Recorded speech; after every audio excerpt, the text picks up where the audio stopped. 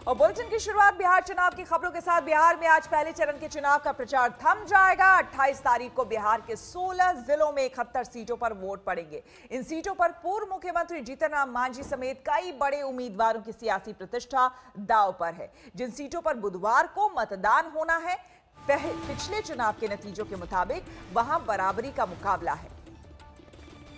तो 16 जिले, 71 सीट, 1065 उम्मीदवार।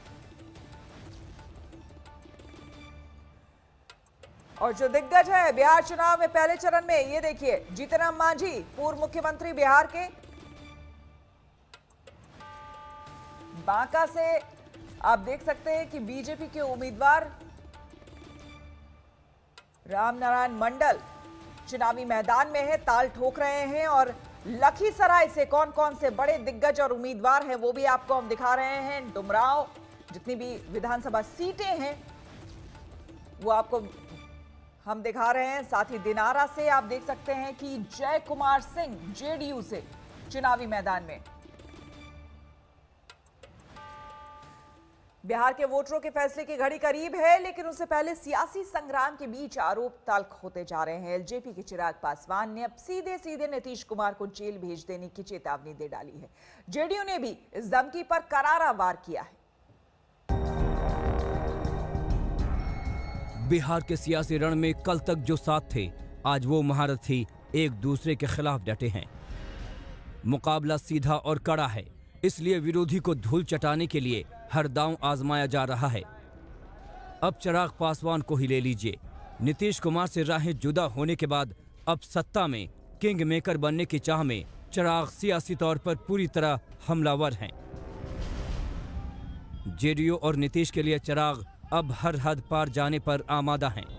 रविवार को उन्होंने नीतीश कुमार पर सबसे बड़ा हमला बोलते हुए सत्ता मिलने पर उनको जेल भिजवाने की धमकी दे डाली। जिन लोगों ने 7 निश्चय में भ्रष्टाचार किया, उनका क्या करना चाहिए? जेल भेज देना चाहिए, पक्का। तो चलिए, आज चिराग पासवान आप लोगों से वादा कर जाता है 7 निश्चय में, 7 निश्चय में। और मैंने अपने घोषणा पत्र में मैंने लिखा है, अपने घोषणा पत्र में मैंने इसका जिक्र किया है कि 7 निश्चय में जितना भ्रष्टाचार हुआ है, जो घोटाला हुआ है, भले वो किसी अधिकारी ने किया हो या मुख्यमंत्री ने स्वयं किया हो, लोजपा की सरकार बनते ही जांच करवाई जाएगी और सबको जेल भेजा जाएगा। उधर चिराग की धमकी पर जेडीयू ने पलटवार करने में जरा भी देर नहीं की। नीतीश की पार्टी ने चिराग के बयान को बेशर्मी भरा बताने के साथ ये भी कह डाला कि अगर वो चुनाव लड़ते तो खुद की सीट तक नहीं जीत पाते। और जो बेहयाई और बेशर्मी उनके बयान में आज झलकी है, उसकी कठोरतम शब्दों में निंदा करता हूं। उन्होंने बिहार के लोकप्रिय मुख्यमंत्री नीतीश कुमार जी को सत्ता में आने के बाद गिरफ्तार किए जाने की धमकी दी है। और मुझे हैरानी है, आप अगर खुद विधानसभा का चुनाव लड़ रहे होते तो शायद आप अपना खुद का चुनाव नहीं जीत पाते। रोजगार के मसले पर नीतीश कुमार सवालों का सामना कर रहे हैं। यहां भी चिराग ने सीधे नीतीश को निशाना बनाया। यहाँ पर 5-5, 6-6 साल तक डिग्री नहीं देते। क्यों नहीं देते? कि भैया अगर डिग्री दे देंगे तो कल को रोजगार मांगेगा। कहां से रोजगार देंगे मुख्यमंत्री? मुख्यमंत्री ने तो मना कर दिया ना कि यहाँ पर कारखाना नहीं खुल सकता। जानते हैं ना आप लोग, बोले ना मुख्यमंत्री की कारखाना नहीं खुलेगा। बिहार में 28 अक्टूबर को पहले चरण की वोटिंग है। चुनाव में अभी सियासी हथियार और पैने होंगे, आरोप और ज्यादा धारदार होंगे, इतना तय है। पटना से रोहित सिंह, आज तक।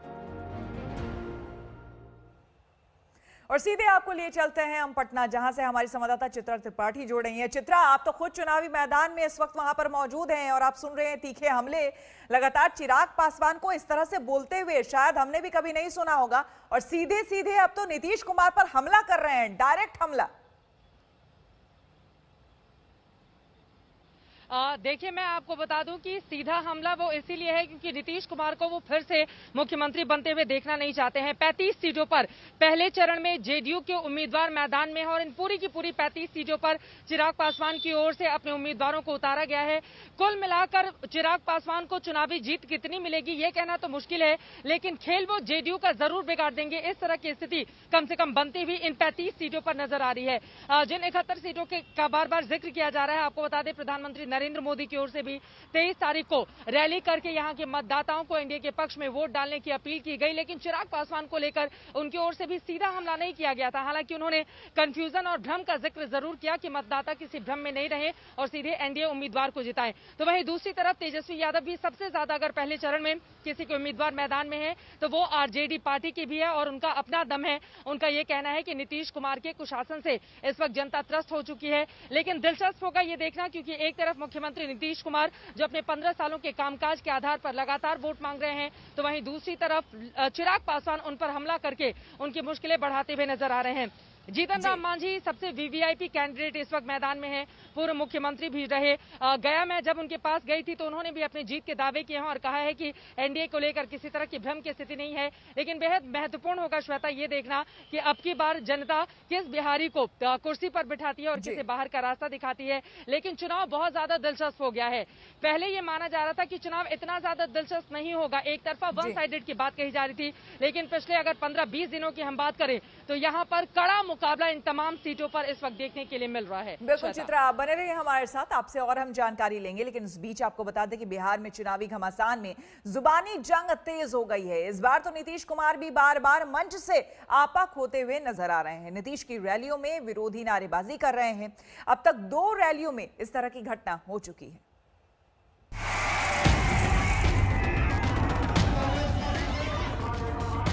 नीतीश कुमार मुख्यमंत्री बन रहे हैं, डबल इंजन की सरकार बा। तो ना मत देना ना, तुम मत देना। तुम 15-20 लोग हो या हजारों लोग हैं। आज नौकरी होगा तो मैं रानू के धुमावे भी ले जाऊंगा।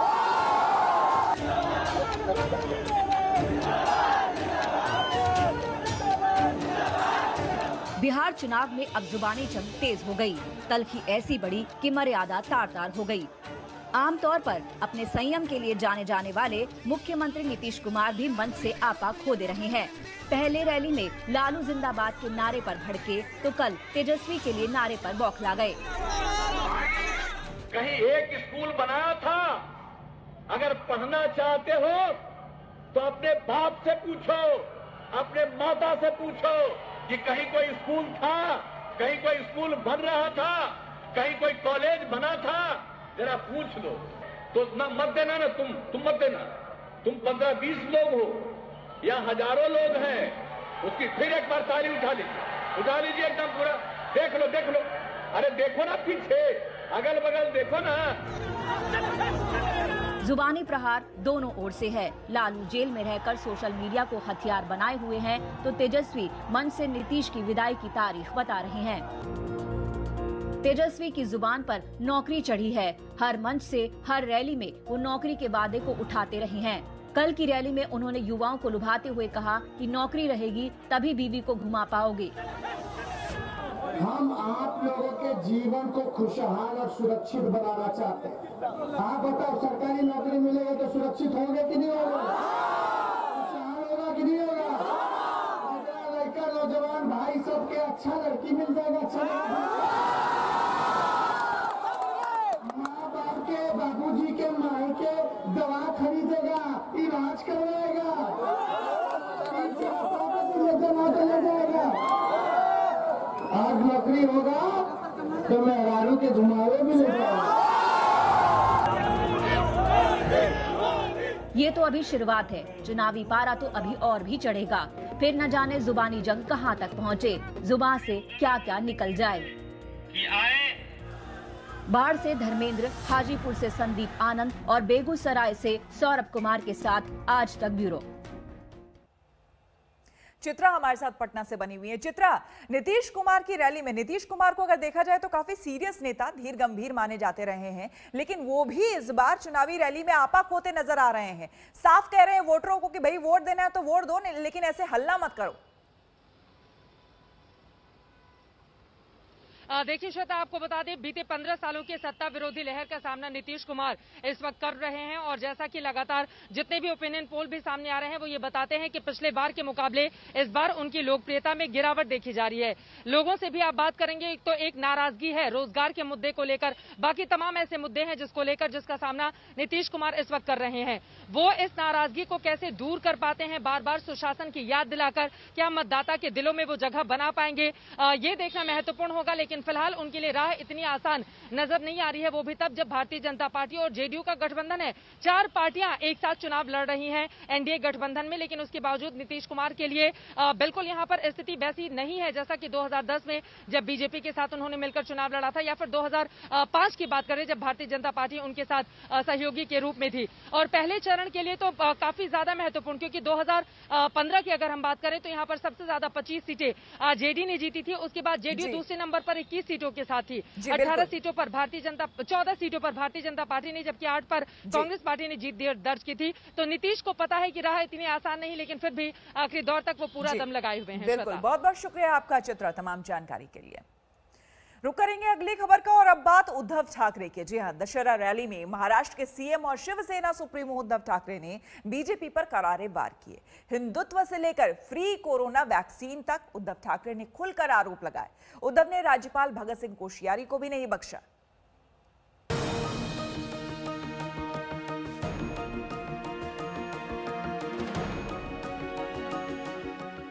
दशहरे पर बीजेपी और संघ के निशाने पर जहां चीन थे, तो मुंबई में शिवसेना ने इसी मौके पर बीजेपी के खिलाफ आरोप लगाए। दादर में सावरकर स्टेडियम में शिवसेना की दशहरा रैली में रविवार को सीएम उद्धव ठाकरे पूरे रंग में दिखे। उन्होंने बीजेपी से लेकर सूबे के राज्यपाल पर चुन चुन कर हमले किए। ठाकरे ने बीजेपी पर उनकी सरकार गिराने की साजिश का आरोप लगाया। तो जर का पाया तुमच्या मित्रपक्षांचा हल्ला असेल, तुमचे पायाचे दगड जर निष्ठत असतील, विचार नाही, आचार नाही, काही नाही, संस्कृती नाही, तर असं सरकार हे जास्त काळ टिकू शकणार नाही। आमचं सरकार कधी पाडायचंय माझं आव्हान आहे, पण तुमचं सरकार पहिले सांभाळा, तुमचं सांभाळा। आणि म्हणून मी बिहारच्या जनतेला सुद्धा एक सांगतोय की डोळे उघडून मतदान करा। मी कोणाला करा मला माहिती नाही, ते तुमचं तुम्ही बघा, पण हे जे काहींचे छक्के पंजे चालतात त्याला बळी न पड़ता तुम्ही मतदान करा। हिंदुत्व पर सवाल और धर्मनिरपेक्ष हो जाने का तंज करने वाले राज्यपाल भगत सिंह कोश्यारी पर भी ठाकरे तल्ख दिखे। उन्होंने कोश्यारी को बताया कि असल हिंदुत्व असल में क्या है। त्यांच्यासारखी काळी टोपी घालणारे आहेत, त्या टोपी खाली जर का डोकं असेल, त्या डोक्याला म्हणा ह्या वाक्याचा विचार करा आणि हे हिंदुत्व तुमचं तुम्हाला पटते का? कारण तुमच्या सरसंघ चालकांनी सांगितलेलं आहे शिवसेना प्रमुखांचं हिंदुत्व आम्हाला प्यारा आहेच। ते तुम्ही मानता येत नसेल, तेवढी तुमच्यात हिम्मत असेल नसेल, पण निदान सरसंघ चालकांनी सांगितलेलं हिंदुत्व तरी तुम्ही मानतात की नाही? बीजेपी ने बिहार के चुनाव में वहां के लोगों को फ्री कोरोना वैक्सीन देने का वादा किया है। इस पर भी ठाकरे ने ऐतराज किया। निवडणुकीनंतर कोरोनाची लस सगळ्यांना बिहारमध्ये फुकट देणार। मग आमचा बाकीचा देश जो काय आहे तो काय बांग्लादेश है कि पाकिस्तान है का कजाकिस्तान है? उद्धव ठाकरे ने बीजेपी पर निशाना साधा तो बीजेपी ने भी हिंदुत्व को लेकर एक बार फिर उनको कटघरे में खड़ा करने की कोशिश की। मंदिर नहीं खोलने को लेकर बीजेपी ने उद्धव को तीखे अंदाज में घेरा। जिन्होंने मुख्यमंत्री पद की कुर्सी के लिए राम मंदिर विरोधियों के सामने घुटने टेके, उद्धव जी ठाकरे हिंदुओं की भावना के साथ उनकी पूजा पद्धति, आरती, घंटानाद के मंदिर के साथ में चेष्टा मत करो। बीजेपी और शिवसेना के बीच हाल के महीनों में दूरी आई है और दशहरा रैली में उद्धव के तेवर बताते हैं कि ये दूरी फिलहाल कम नहीं होने जा रही। भारत माता की। मुंबई से साहिल जोशी के साथ सौरभ वक्तानिया, आज तक। हम रुकेंगे यहाँ पर एक छोटे से ब्रेक के लिए। बने रहे हमारे साथ, देखते रहिए आज तक। उत्तर प्रदेश के बीजेपी अध्यक्ष हैं स्वतंत्र देव सिंह, जिन्होंने बलिया में बीजेपी विधायक संजय यादव के घर पर आयोजित एक कार्यक्रम में बड़ा दावा किया है। स्वतंत्र देव सिंह का दावा है कि प्रधानमंत्री नरेंद्र मोदी ने तय कर लिया है कि पाकिस्तान और चीन से युद्ध कब करना है। आप खुद सुन लीजिए। ये मोदी जी ने तय सब तिथि तय हुए, तो कब क्या होना है, कब क्या होना सब तय है। 370 धारा कब समाप्त होगा, राम मंदिर का निर्माण कब होगा, पाकिस्तान से युद्ध कब होगा, चाइना से युद्ध कब होगा, सब वो नौजवान तय करेंगे। हम रुकेंगे यहाँ पर एक छोटे से ब्रेक के लिए। बने रहे हमारे साथ, देखते रहिए आज तक। नमस्कार, मैं हूं अंजना ओम कश्यप। हमें उम्मीद है ये वीडियो आपको पसंद आया होगा।